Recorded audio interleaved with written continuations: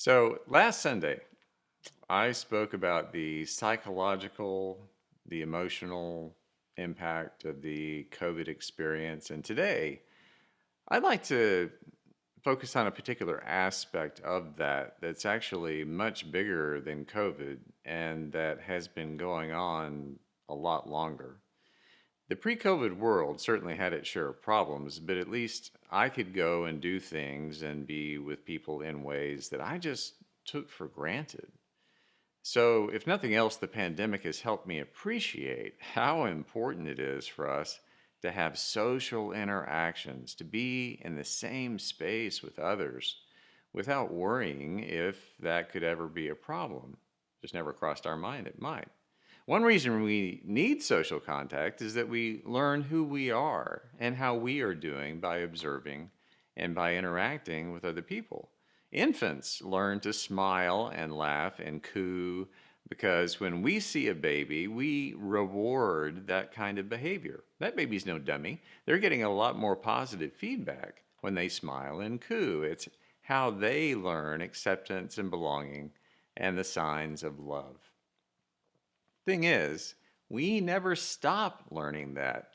Whenever we encounter another person, without even thinking about it consciously, we perform an evaluation of sorts. In just an instant, we're asking ourselves, can I trust this person? How are they responding to me? Is this someone I can talk with, spend time with, get to know? Or is this someone I should avoid? Will I be welcomed by this person, accepted? Will I be valued for who I am? It is amazing the speed at which our minds can run through that checklist, but then we've been at it for a long time, since we were babies and when we were just beginning to learn how things work in this world.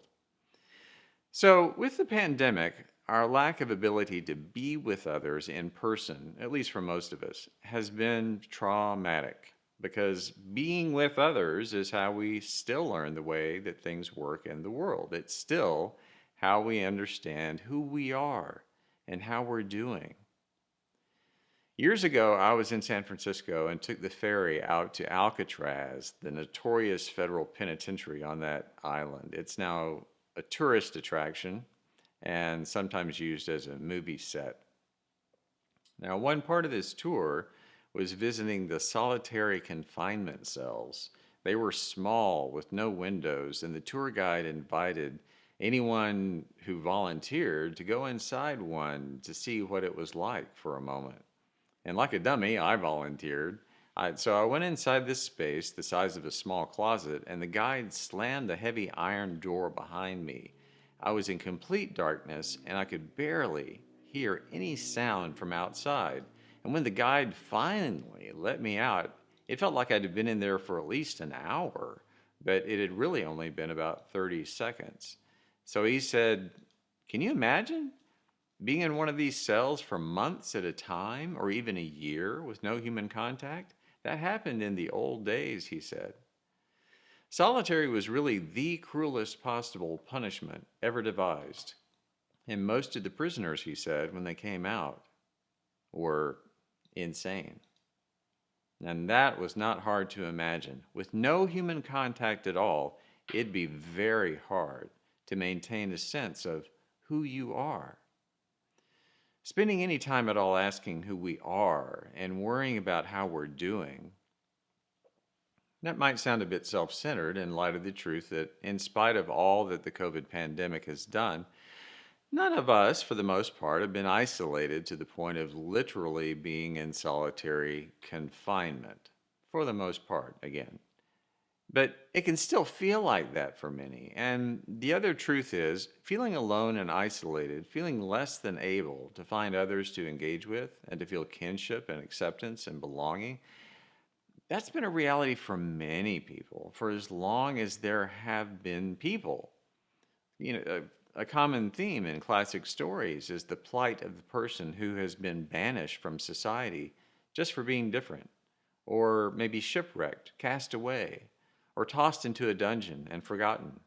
Because suffering of that kind, suffering that fate, is nothing many of us could stand. And yet here we are, far removed in time from those old storytelling days, but in our midst, we know that there are still many people who feel like castaways.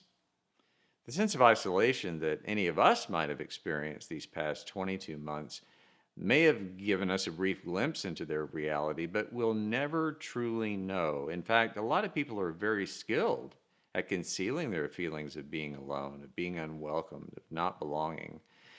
We encounter them on our daily rounds. They may be our neighbors, our family members, our coworkers. They seem to be okay, and we may be in a hurry, but really, when's the last time you or I have stopped to ask someone, to really ask and to want to know, how's your day going? What is great in your world today? How are you holding up with all of this stuff going on? Just asking someone a question like that, just the very act of stopping to offer that kind of attention is huge. You're letting that person know several things all at the same time. You're affirming that they matter, that they possess inherent value. You're providing the gift of undivided attention that's not about you, but about another. And that is an unselfish gift. You're offering an invitation to share. And any invitation like that can be a scary thing for anyone to truly share how they're doing. But if nothing else, a door's been opened. So you, by doing that, are offering hospitality. And wherever there's hospitality, there's the opportunity for acceptance and healing, belonging, and even renewing a sense of purpose. Because the lack of those fundamental human needs is what it means to feel alone.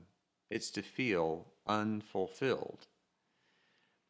Now, one day early in his ministry, Jesus visited his hometown of Nazareth. He had already received a warm welcome in most towns and villages. His teachings about how big God's love is, his challenge at the prevailing beliefs that God loved and accepted only the right kind of people, that message of a radically welcoming God was good news. It was great news.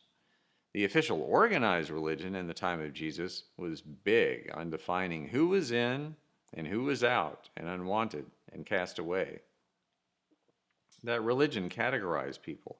There were the good, pious, proper folks on the one hand, and on the other hand, all of those who did not follow all the rules, or who were sick, or who were poor, or who were just unconventional. Those people did not belong. But to that, Jesus emphatically said, no, they do belong. It turns out that in his own time, just as in our own time, there are many more people than not who, for whatever reason, simply don't measure up to the standard that organized religion says you need to meet in order to belong. Then, as now, what so many people heard, and what they still hear today, is that they are damaged goods, that they're heretics for believing the wrong things, that their sexual orientation makes them an outcast, and that their income or social status just isn't quite high enough. Jesus said, none of that mattered. So, while he was in Nazareth, he attended a worship service, and he took his turn to read aloud from the scriptures. He chose a passage about a servant of God who would release the captives and restore sight to the blind and let the oppressed go free and proclaim the year of the Lord's favor.